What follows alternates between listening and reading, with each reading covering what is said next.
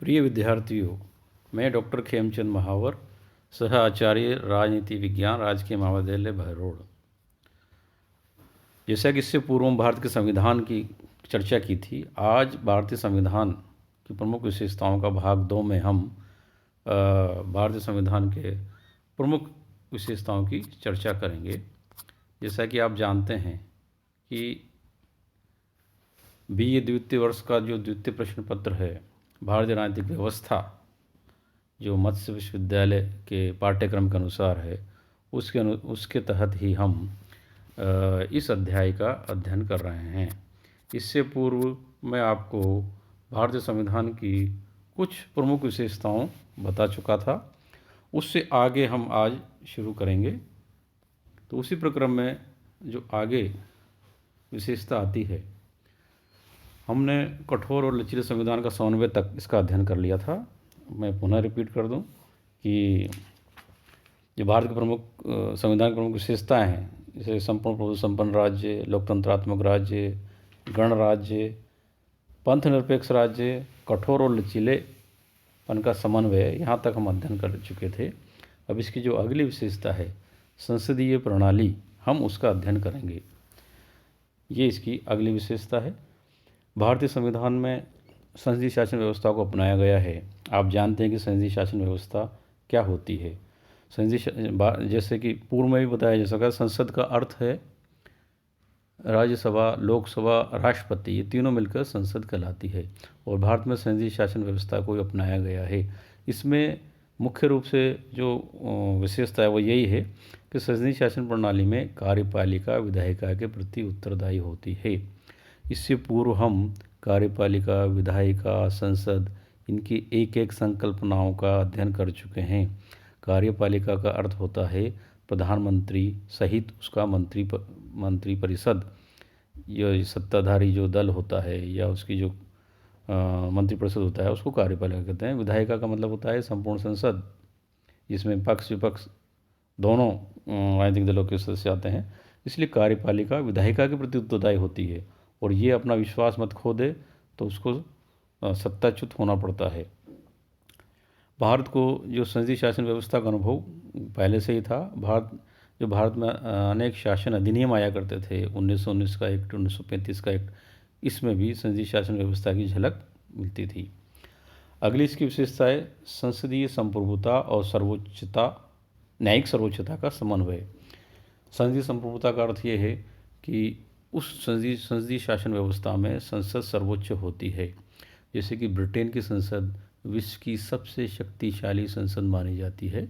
D Lomb ने कहा भी है कि ब्रिटेन की संसद स्त्री को पुरुष और पुरुष को स्त्री बनाने के अतिरिक्त सभी कार्य कर सकती है। तो संसदीय सर्वोच्चता का सिद्धांत हूबहू ब्रिटेन पर लागू होता है, किंतु भारत में संसदीय संप्रभुता तो है, किंतु सर्वोच्च न्यायालय की शक्तियों के साथ उसका समन्वय करते हुए, संतुलन बिठाते हुए दोनों को अपने अपने स्थान पर शक्ति दी गई है। संसदीय संप्रभुता इसलिए है क्योंकि संसद का गठन जनता के माध्यम से होता है, जनता के द्वारा होता है। जनता जिसे अपना मत देती है वही संसद में आके सत्ता का संचालन करता है। किंतु कहीं संसद के माध्यम से कुछ ऐसे कानून न पारित हो जाए जो जनता के हित में ना हो, इसलिए अनेक शक्तियां सर्वोच्च न्यायालय को भी प्रदान की गई है कि संसदीय शासन व्यवस्था या संसद के संचालक है वो सदैव जनता के हित में संविधान सम्मत और संविधान के नियमों के अनुसार ही नीतियों का प्रतिपादन करेंगे। इसलिए भारत में संसद और सर्वोच्च न्यायालय दोनों की शक्तियों में समन्वय स्थापित करने का प्रयास किया गया है। यदि संसद इस प्रकार का कोई कानून बनाती है जिससे भारतीय राज्यों जो एकक है, इकाई है, या भारतीय जनता या जनता के मूलाधिकारों का हनन होता है, तो न्यायपालिका अपनी न्यायिक पुनरावलोकन की शक्ति के माध्यम से उसे पुनः उसका अन्वेषण कर सकती है और सही और गलत को बता सकती है। इसकी अगली विशेषता है संघीय शासन। भारत में संघीय शासन है। देखिए, संघीय शासन का अर्थ ये है कि इसमें केंद्र और राज्य दोनों का प्रावधान है। भारत अनेक राज्यों से मिलकर बना हुआ है, किंतु जैसे कि अमेरिका, ब्रिटेन, कनाडा, इन सब में संघीय शासन व्यवस्था पाई जाती है। भारत में भी संघात्मक शासन व्यवस्था है। भारत में जो संघीय शासन व्यवस्था है उसमें इकाइयों को या राज्यों को पृथक होने का या पृथक संविधान बनाने का इस प्रकार का अधिकार नहीं है। वो राज्य केंद्र के अधीन या संघ के अधीन रहकर ही अपना कार्य करेंगे। भारत के संविधान का अनुच्छेद 1 में लिखा है, भारत राज्यों का संघ होगा, यूनियन ऑफ स्टेट होगा। राज्यों के संघ शब्द के महत्व की व्याख्या करते हुए डॉक्टर BR अम्बेडकर ने कहा है कि इसके अंतर्गत 2 चीज़ें अंतर्निहित हैं। प्रथम, भारतीय संघ विभिन्न इकाइयों के मध्य एक समझौते का परिणाम नहीं है। द्वितीय, किसी भी इकाई को संघ से अलग होने की स्वतंत्रता प्राप्त नहीं है। अगली विशेषता वयस्क मताधिकार की है। वयस्क मताधिकार आप सभी जानते हैं कि भारत में आज प्रत्येक 18 वर्ष की आयु का कोई भी युवा मतदान के योग्य हो सकता है, बशर्ते कि वह दिवालिया, पागल या इस प्रकार का घोषित न किया गया हो और उसका मतदाता सूची में नाम हो। 1919 में जो ब्रिटेन का शासनकाल था, उस समय जो मताधिकार था वो संप्रदाय विशेष के आधार पर या शिक्षा के आधार पर दिया जाता था। अब उस पद्धति को समाप्त कर दिया गया है।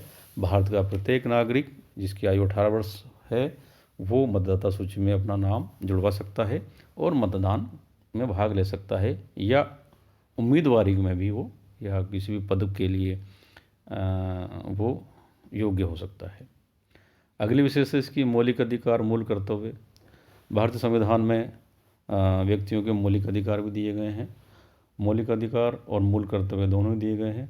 मौलिक अधिकार व्यक्ति की या नागरिक की स्वतंत्रता या उसके जो जीवन की अनिवार्य दशाएं हैं, व्यक्तित्व का विकास है, उसको देखते हुए मौलिक अधिकारों की भारतीय संविधान में व्यवस्था की गई है। किंतु साथ ही साथ व्यक्तियों के मूल कर्तव्यों की भी बात की गई है, क्योंकि कर्तव्यों के बिना अधिकारों का कोई मोल नहीं है। इसलिए एक सीमा में रहकर हम अपने मौलिक अधिकारों का प्रयोग तो कर सकते हैं, किंतु वो संविधान सम्मत ही संभव है। इसके साथ साथ राज्य के नीतिनिदेशक तत्व, अगली जो विशेषता है राज्य के नीतिनिदेशक तत्व, उसको भी भारतीय संविधान के अनुच्छेद 37 में बताया गया है। राज्य के नीतिनिदेशक तत्व भारत के अनेक एकक राज्यों के लिए वो आदर्श संहिताएं हैं, आदर्श नियमावलियां हैं, जिनके माध्यम से राज्य को समृद्ध किया जाता है। व्यक्तियों को अनेक प्रकार की हिदायतें दी जाती है। राज्य के नीतिनिदेशक तत्व व्यक्ति के अधिकार भी हैं एक तरह से, और वो राज्यों के लिए आदर्श बातें भी हैं, किंतु ये वाद योग्य नहीं है। अर्थात राज्य के नीतिनिदेशक तत्वों का यदि कोई उल्लंघन होता है तो कोई व्यक्ति न्यायालय में नहीं जा सकता, क्योंकि ये वाद योग्य नहीं माने गए हैं। इसके अतिरिक्त सामाजिक समानता की स्थापना, भारतीय संविधान में जो नागरिकों को राजनीतिक और कानूनी समानता प्रदान की गई है। मूल अधिकारों से स्पष्ट होता है कि इसमें अनेक प्रकार की समानता स्वतंत्रताओं का प्रतिपादन किया गया है। जैसे कि ब्रिटेन में विधि का शासन है, उसी प्रकार से भारत में भी प्रच्छन्न रूप से विधि का शासन है। यहाँ प्रत्येक धर्म के धर्मावलंबी संप्रदाय सभी को समान महत्व दिया गया है। भारत के इसी संदर्भ में भारत को एक धर्मनिरपेक्ष राष्ट्र भी घोषित किया गया है।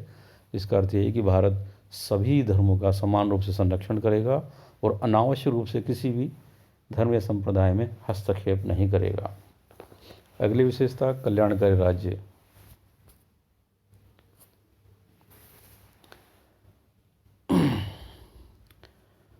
भारतीय संविधान की जो विशेषता है कल्याणकारी राज्य। भारतीय संविधान राज्य कल्याणकारी होगा। कल्याणकारी राज्य का अर्थ है कि राज्य प्रत्येक नागरिक की या सभी व्यक्तियों की या जनता की सुख सुविधाओं का ध्यान रखे,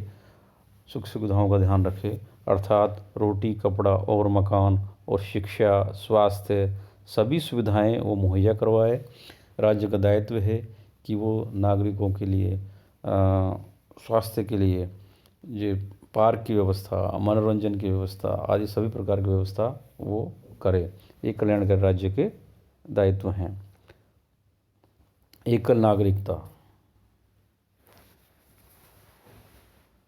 देखिए, भारतीय संविधान में संघीय शासन व्यवस्था का प्रावधान है, और जहाँ संघीय शासन व्यवस्था का प्रावधान होता है वहाँ पर दोहरी नागरिकता स्वतः ही दिखाई देती है। जैसे एक संघ की नागरिकता, एक राज्यों की नागरिकता। किंतु भारत में केवल एकल नागरिकता की सिद्धांत को अपनाया गया है, क्योंकि यदि दोहरी नागरिकता का सिद्धांत अपनाया जाता तो उससे भारतीय संप्रभुता को खतरा हो सकता था, और दोहरी नागरिकता से केंद्र और राज्य के बीच खींचतान भी हो सकती थी, विवाद भी हो सकता था। इसलिए भारत में एकल नागरिकता का प्रावधान है। इस प्रकार ये भारतीय संविधान की मूल विशेषताएं हैं।